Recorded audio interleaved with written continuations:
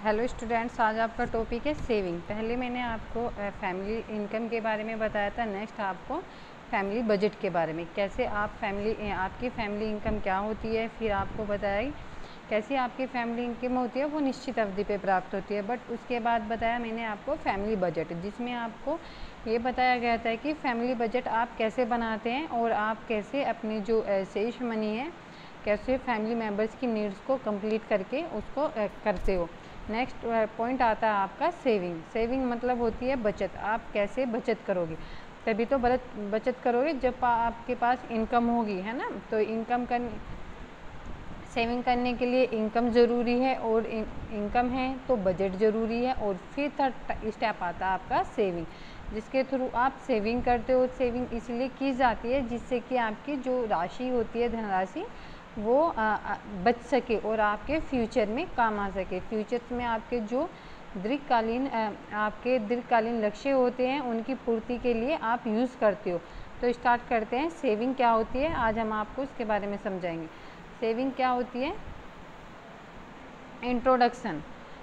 Saving क्या होता है, सामान्य अर्थ में कुल आय में से व्यय को घटा देने से जो शेष बचता है उसको बचत कहते हैं, या आप सरल रूप में भी बता सकते हैं आय और उपभोग व्यय के अंतर को बचत कहते हैं। इसमें क्या होता है, बचत क्या होती है, बचत जो आपकी कुल आय होती है, मतलब जो आपकी फैमिली इनकम होती है उसका क्या होता है, उसकी आप सेविंग करते हो। इसमें बताया जो आपकी कुल आय वही आपकी फैमिली इनकम कितनी है, उसमें व्यय को घटा देने से जो आप जिस पे आप खर्च कर रहे हो, जो आपकी फैमिली की नीड्स होती है उस पे जो आप खर्च करते हो या आवश्यकताओं को ध्यान में रख के अपने लक्ष्यों की पूर्ति करते हो और ये देखते हो कि कौन सा लक्ष्य कैसे प्राप्त किया जाता है, इन सब का आप ध्यान रखते हो। तो आप क्या करते हो, जो आपकी आवश्यकता होती है उनकी पूर्ति करते हो, बट जो अनावश्यक वस्तुएं होती हैं, सेवाएं होती हैं, उनका क्या करते हो, उनसे उनकी कटौती करते हो, जिससे क्या होता है आपकी जो इनकम है वो बच जाती है। जो कुछ शेष बचता है, जो आपके पास आपकी नीड्स को कंप्लीट करने के बाद और व्यय कम करने के बाद आप पे शेष जो मनी बचती है उसको आप बचत कहते हो। बचत इसलिए होती है, आप कैसे करोगे, लिस्ट के ही अकॉर्डिंग आप बचत को बता सकते हो कि बचत आप कैसे कर सकते हो, उसको क्या यूज़ किए जा सकते हैं, है ना। तो इसमें है सरल रूप में आय और उपभोग व्यय के अंतर को बचत कहते हैं। आय होती है आपकी इनकम, उपभोग व्यय वो होता है जो वस्तुएं या सेवाएं, जो वस्तु और सेवाएं आप प्राप्त कर रहे हो, खर्च जो मनी देकर आप प्राप्त कर रहे हो और उनसे आपको जो संतुष्टि प्राप्त होती है उसको क्या बोलते हैं, आप उसमें डिफरेंस आता है, उसके बीच में एक डिफरेंस आता है तो आप उसको बचत कहते हो। आय आपकी इनकम और आप जो वस्तु का उपभोग कर रहे हो, तो इन दोनों में अंतर आ जाता है, जिसके अकॉर्डिंग क्या होती है आपकी बचत होती है। नेक्स्ट आता है आपके अर्थशास्त्र के किंच के अनुसार, जो आपके राइटर थे अर्थशास्त्र के किंच ने ये बताया, वर्तमान आय का वर्तमान उपभोग व्यय पर अधिक आय को बचत कहा जाता है। वर्तमान जो आय होती है, जो आपकी इस टाइम चल रही है ना, और जो वर्तमान उपभोग करे, जो आपकी वर्तमान आवश्यकताएं होती हैं, वस्तुएं होती हैं जिसकी आप सेवा करते हो और उन सेवाओं को प्राप्त करके आपको जो संतुष्टि मिलती है, व्यय पर अधिक आय को बचत कहा जाता है। जो आप वस्तु पर उपभोग कर रहे हो और उनसे जो आपको संतुष्टि प्राप्त की जा रही है और उस पे अनावश्यक वस्तु की कटौती कर रहे हो, तो वो आपके बचत में आती है। नेक्स्ट आता है आपका दूसरे शब्दों में वर्तमान आय तथा वर्तमान उपभोग व्यय के अंतर को बचत कहते हैं।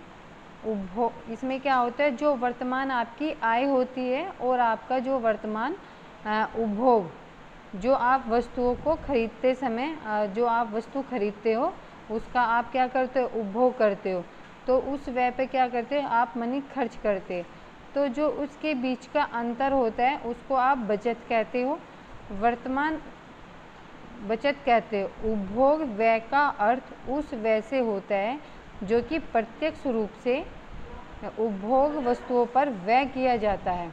इसमें क्या होता है, जो आपकी उपभोग वस्तुएं होती हैं, उपभोग जो वस्तुएं होती हैं उनका जो व्यय का अर्थ होता है, जो वस्तु आप खरीद रहे हो संतुष्टि के लिए और उस वस्तु पे आप क्या कर रहे हो, खर्च कर रहे हो, तो उसका अर्थ क्या होता है, उस पे खर्च किया गया वस्तु पर खर्च किया गया उपभोग आपका व्यय होता है, जो कि प्रत्यक्ष रूप से उपभोग वस्तुओं पर व्यय किया जाता है, जो कि आप डायरेक्ट रूप से आपकी जो वस्तुएं होती हैं उनको प्राप्त करते टाइम जो आपको संतुष्टि मिलती है, व्यय करते हो, जिस वस्तु पर आप व्यय करते हो और उसको खरीदते हो, और ख़रीदने के बाद जो आपकी फैमिली मेम्बर्स होती है उनकी नीड्स को कंप्लीट करते हो, तो वो क्या होता है, आपको व्यय किया जाता है। किसी नीड्स को कंप्लीट करना, उस पर वस्तु का व्यय होता है।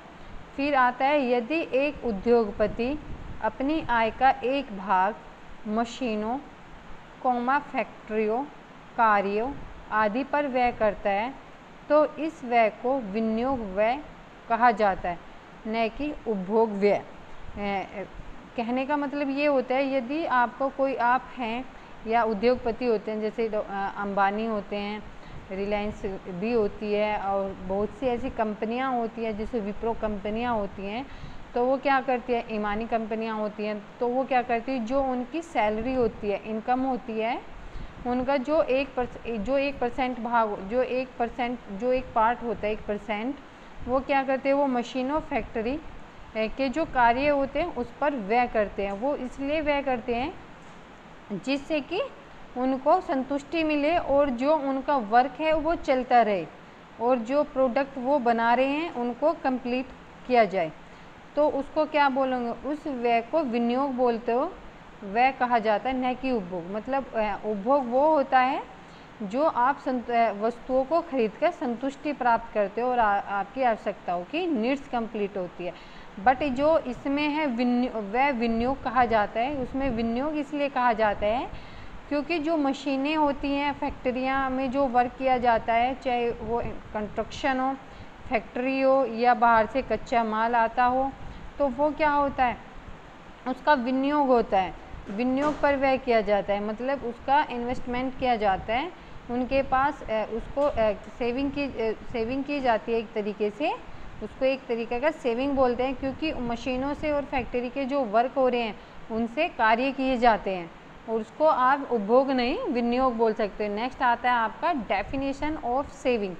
जो हमारे राइटर्स होते हैं तो उन्होंने अपने विचार प्रकट किए हैं अकॉर्डिंग टू कि कौन कैसे सेविंग की जा सकती है। तो जो फर्स्ट राइटर है वो है निकिल एवं डॉर्सी के अनुसार। जो निकिल और डॉर्सी हैं उन्होंने ये बताया है, जो बचत अपने आप नहीं होती, ठीक है ना, एक ये नॉर्मल सी बात है, आप इसको नोट डाउन भी कर सकते हैं। बचत अपने आप नहीं होती, वरन वस्तु की सभी व्यक्तियों या परिवार के द्वारा बचत संभव नहीं होती।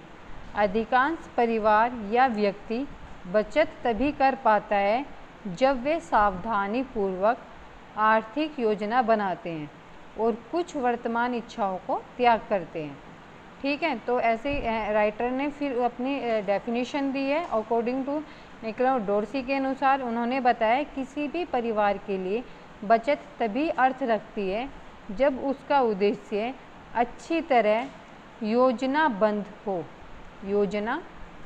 हो और सभी व्यक्तियों द्वारा समझाया गया हो। इसमें क्या होता है, जो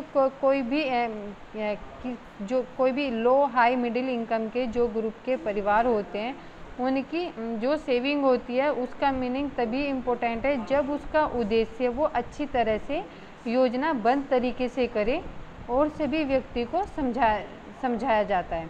उनकी जो नीड्स होती है उनको कंप्लीट करने के लिए जो आवश्यक नीड्स हैं उनको कंप्लीट किया जाता है और उन आवश्यक नीड्स को कंप्लीट किया जाता है, और जो अनावश्यक आपकी वस्तुएं होती हैं जिसका आप उपभोग करते हैं उन पे बचत करना।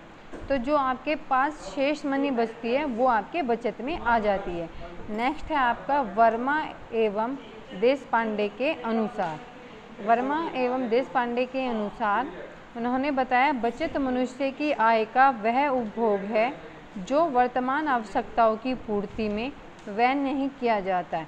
मतलब जो आपकी बचत नहीं किया जाता, वरन भविष्य के उपभोग के लिए समझ बूझकर अलग उत्पादक रूप में रखा जाता है और उसे संपत्ति की पूंजी का स्वरूप दिया जाता है।